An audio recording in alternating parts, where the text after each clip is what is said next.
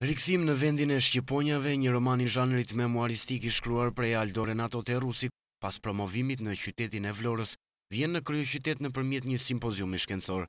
Kumtesa e referatat të ndryshme të profesorëve dhe intelektualve, të cilët ishin të pranishëm në këto konferencë, sollën për shtypjet e tyre mbi rrëfimin e një ngjarje të vërtetë të ndodhur në vitet 40, me një pjesëmarrje të gjerë për instituteve, personaliteteve të historisë, akademikëve. Simpoziumi u orientua në një rishikim të ngjarjeve barbare të ndodhura në periudhën e diktaturës komuniste në Shqipëri. Saga e pikëllueshme e familjes së Aldo Terrusit është një apel për të medituar mbi fatin e qytetarëve të huaj. Është shpesh tepër dashamirës ndaj popullit ton,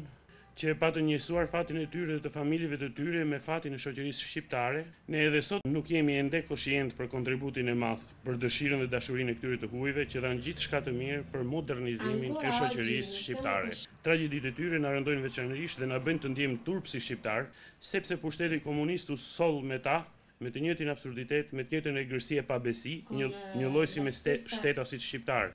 Studiuesit Kolet Stopalli, Pjetër Pepa, Agron Tufa e Gzim Peshkpia sollën me kumtesat e tyre edhe për mbajtjen e romanit të Terrusit, i cili i rrok në faqet e tij një histori tragjike që i ka ndodhur familjes së tij e shumë familjeve italiane që jetonin në Shqipërinë e luftës së dytë botërore. Libri Rikthim në vendin e Shqiponjave, i cili së shpejti do të vijë përkthyer në gjuhën shqipe për Institutit të Studimeve të Krimeve dhe Pasojave të Komunizmit, është një thirrje për ndërgjegjësim dhe për ta parë dhe të shkruar të shkuarën ashtu siç ka ndodhur.